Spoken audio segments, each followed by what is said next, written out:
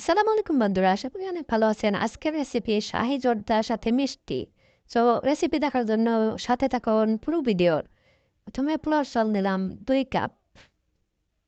পরে পানি দিয়ে ভালোভাবে ধুয়ে নেব। চালটা ভালোভাবে ওয়াশ করে নেবেন। তারপরে একটা প্যান চুলায় বসিয়ে দিলাম এবং গরম পানি দিলাম। একটু লবণ দেব পানির ভিতরে। ফুড কালার দিলাম হালকা, ফ্লেভার কালার আনার জন্য। আপনারাও যে কোনো কালার দিতে পারেন। তারপরে ধোয়া চালটা গরম পানির ভেতরে দিয়ে দিলাম। হালকা নেড়ে দেব, নেড়ে ছেড়ে ভালোভাবে মিশিয়ে দেব।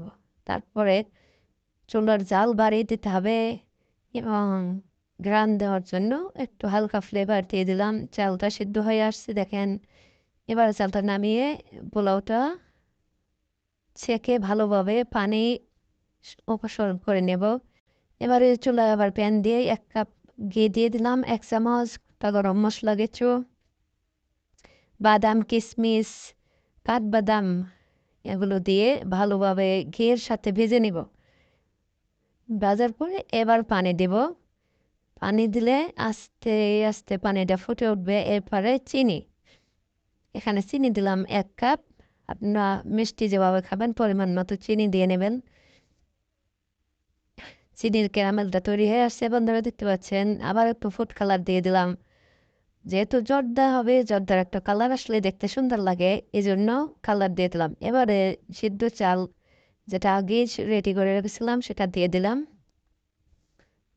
এরপর একটু মালটার রস দিলাম। মালটার রসটা আমি আগেই তৈরি করে নিয়েছিলাম।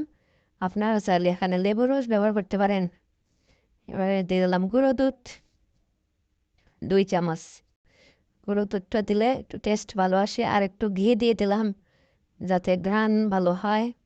দেখতে পাচ্ছেন বন্ধুরা, আমার জর্দা ভাত প্রায় রান্না হয়ে গেছে। চুলার এ পর্যায়ে আঁচ কমিয়ে তারপরে হালকা নেড়ে পানিটাকে টানায়ে তারপরে উঠিয়ে নেব। এবার মালাই তৈরি করার জন্য দুধ দিয়ে দিলাম চুলায়। প্যান দিয়ে গরুর দুধ অথবা গরুর দুধ আপনারা যেটা নেন, গরুর দুধ দিলে ঘন হবে, এই জন্য আমি গরুর দুধ দুইটাই মিশিয়ে দিলাম। একটু কর্নফ্লাওয়ার দিয়ে দিতে পারেন হালকা। এবারে এটাকে মিক্স করে দুধের ভেতরে দিয়ে দেব। কনডেন্স মিল্ক দিলাম টেস্ট বাড়ানোর জন্য। আপনারা কনডেন্স মিল্ক চাইলে দিতেও পারেন, নাও দিতে পারেন। কনডেন্স মিল্ক দিলে মিষ্টি কম চিনি কম দিতে হয় এবং দুধটা ঘন হয়। সুন্দরভাবে মিশিয়ে তারপরে মালাই তৈরি করে নেব। ঘন না হওয়া পর্যন্ত ভালোভাবে নেড়ে তারপর ঘন করে নেবেন। এবার দেখতে পাচ্ছেন বন্ধুরা, আমার জর্দা রেডি।